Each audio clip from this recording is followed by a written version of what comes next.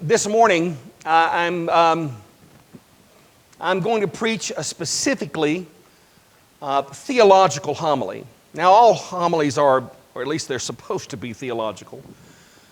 But this one's going to be overtly theological because I'm going to ask some very deep philosophical questions and offer some very deep philosophical and theological answers. And I confess to you, I've worked very hard this past week to try to put this in such a way that everybody has access to it. At the same time, I want you to know I have zero problem with asking you to stretch a little bit. It's a good thing for you. Won't hurt you. May make your spiritual muscles a little sore. You may pull a little brain muscle now and again. That's all right. You ain't going to die. Or maybe you will die. I don't know. But anyway, the reality is this is good work.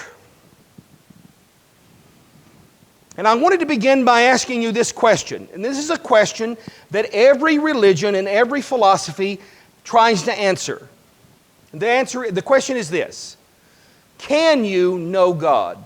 Now, quick, be careful. Before you answer too quickly, think about what you're being asked. Can you know God?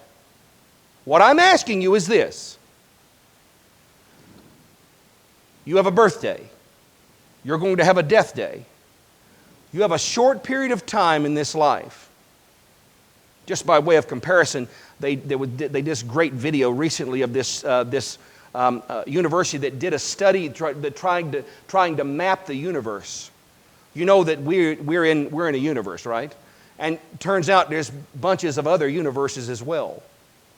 And that if you really back out, if you could find a way to fly back far and farther and farther and farther, just kind of look at bird's eye view of all of this stuff, it'd look like a bunch of spirals all just kind of spinning out. And it's actually quite beautiful. But it's really, really big. I mean, really big. So I'm asking you, can you know a God who is so big that He can make this and see the beginning and the end of all of creation? Can you know that God? Can you know a God who has so little in common with you that His words are far beyond your words? His actions are far beyond your actions. This is the question that all religious philosophies try to answer. And they have, by the way, there's a fairly amazing universal agreement on the answer. And the answer, ladies and gentlemen, is no. You can't know that God. To the point that most religions come to the spot where they say, listen, we can't know God. He's beyond us. He's always going to be beyond us. We just have to live with Him. We can't know God. We can know about God. And so we come up with all kinds of, in my former Protestant days, I went to school and we learned about all of the different ologies. Christology and soteriology and pneumatology and ecclesiology and theology and all of these ologies. Everything's nice and neat and put into little perspectives, and they even called it systematic theology. Fascinating. You could do all that work and just know all that stuff. And I knew people who were atheists that knew all the theology. They were atheists. Didn't believe in God, but they knew all the ologies. So it's possible, they say, the religious philosophies say, it's possible to know about God. We can know some things about God, but we can't know God. To the point where the dominant religions in the world today, Judaism, Islam, Hinduism, Buddhism, and Christianity, have an amazing agreement philosophically about what we can't know about God and how God is transcendent. That's a free word for you, by the way. Look it up. It's good for you. If you want to know how to spell it, see me at coffee hour. God is transcendent. He is beyond you. So big that the vast majority of religions say, Buddhism they don't even posit a God. They say, we don't know if there's a God or not. We're just going to try to live good moral lives. Here's how to do that. Hinduism, God's everywhere. Can't swing a dead cat without hearing a God. Everywhere, there's God's everywhere. Wonderful moral theology, though. In fact, it's amazing how similar all of the religions of the world, their moral theologies, their moral concepts are pretty much the same.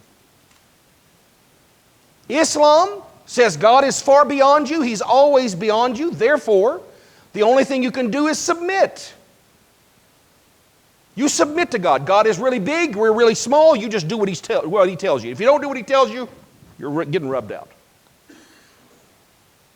Judaism, the foundation of both Islam and Christianity, says that God is beyond us, but we kind of like Him. So let's learn how to worship Him. We must worship Him. Orthodox Christianity says something completely different. Orthodox Christianity agrees with the rest of the world's philosophies that God is unknowable unless He makes Himself known. And Orthodox Christianity makes an audacious claim. Orthodox Christianity claims that the unknowable God has made Himself known. Now, we would have never known anything about God had He not told us anything. If He wanted to keep Himself a secret, He could have done that. But He didn't. If God wanted to remain hidden, He could have done that. Only a God this powerful. This is where the rest of the philosophies, the religious philosophies of the world fall to pieces. They, in their saying that God forever remains unknown, limit the power of God. By them claiming that God can forever be unknown, they limit God's power. Orthodox Christianity audaciously claims God can be known. But now I'm not talking about knowing about God, folks. There are tons and tons of people who know about God. There are atheists that pack philosophy and theology schools all over the planet. They have no belief in God at all, but they know about the theology, the science of theology. They know about God. They know about His omniscience and His omnipresence and His omnipotence. They know all of those philosophical ideas, but they don't know God. Orthodox Christianity invites you to know this uncreated God. Now, this is a challenging question because it's going to insist that you look at yourself in an honest way and admit you need this. If you never admit you need to know God, trust me, you never will. If you live under the delusion that you don't need to know God, and I'm not just talking about knowing about Him, I'm talking about a relationship with God.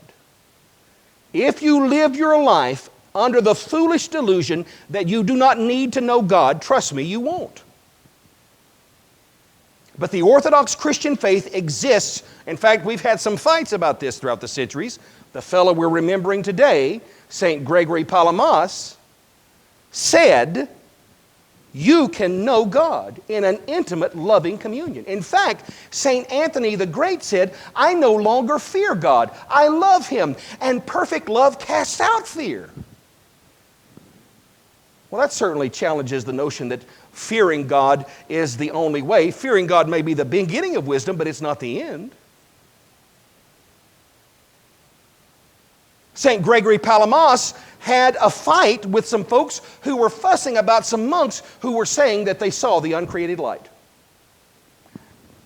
Now, listen, I know this is, we're up here and we're in graduate school stuff here today, but think about this for a moment. These monks are claiming they saw the uncreated light. Well, how can you see uncreated light? They were saying that they saw the uncreated light. They were experiencing the glory of God. And some theologians from the West were saying, oh, no, that's not possible. They're deluded. They're deluded. These monks who couldn't even read are saying they saw the uncreated light, and we, educated men, We've never seen the uncreated light, so certainly they could never have seen the uncreated light. And St. Gregory of Palamas said, oh man, you're the one that's messed up. God has exercised His awesome and unbelievable power to make Himself known to His creatures. These men have experienced what they've experienced. And it's an intimate connection with the uncreated God. Do you see how that can change your life?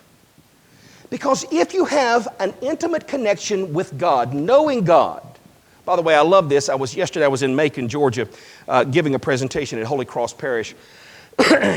And I was telling them that I love the old English way in the Old Testament where the Bible says, and Adam knew his wife Eve, and she conceived. I love that language because it really gives us a hint about what kind of knowing we're talking about here this morning. We're talking about an intimacy, folks, that is terrifying. We're talking about an intimate relationship with God that gets in your face. We're talking about an intimate relationship with God that changes your priorities, that insists you wake up to what's most valuable in life. This is what St. Gregory of Palamas was fighting for.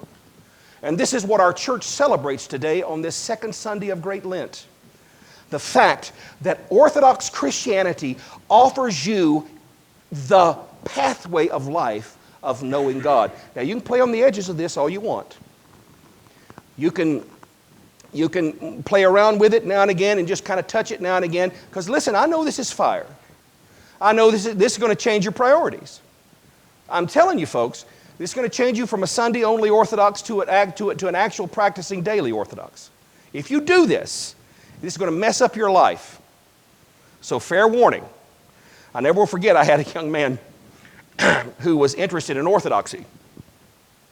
And he was just starting out with it, and he was reading all the right books and asking all the right questions that are just going to mess him up. And I told him, I said, all right, I give a disclaimer to all of my folks that start asking these questions. You do not get to fuss at me 3 months, 6 months, a year down the road when you turn around and find out there ain't any more exits.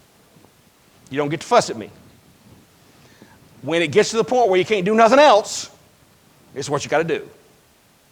So if you take this seriously this morning, if you take this invitation to actually enter into an intimate relationship with the uncreated God through the divine mysteries of the Orthodox faith, if you say yes to that, you are taking fire inside of yourself. And let me tell you what this fire is going to do for you. This fire is going to heal you, but it's also going to burn up those things in your life that are unlike the uncreated God. It's going to burn up your selfishness. It's going to burn up your impatience. It's going to burn up your short-sighted thinking. It's going to burn up your immoral choices. It's going to burn up the wood, hay, and stubble of a life, of those portions of your life that cannot survive eternity.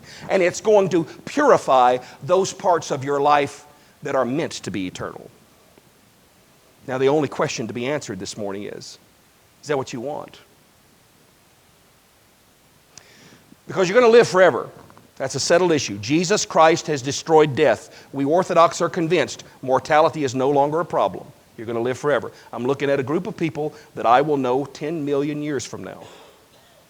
Y'all stop by and say hey now and again. The only issue is, are you going to be able to enjoy it? And that's what this life is for, folks. That's what this work is for. That's what the gift of confession is for.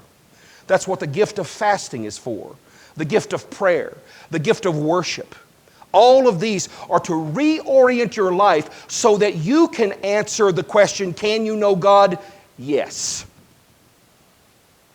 But it's going to cost you everything. Here's the great news. It's worth every penny you pay for it.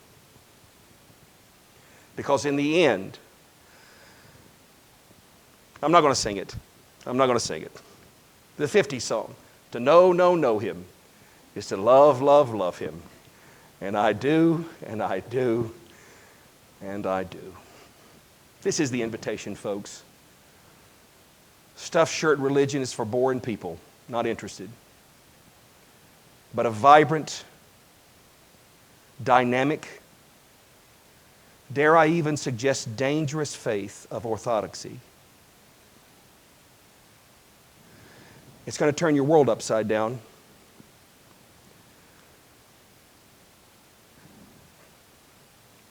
Honey, that's what you need.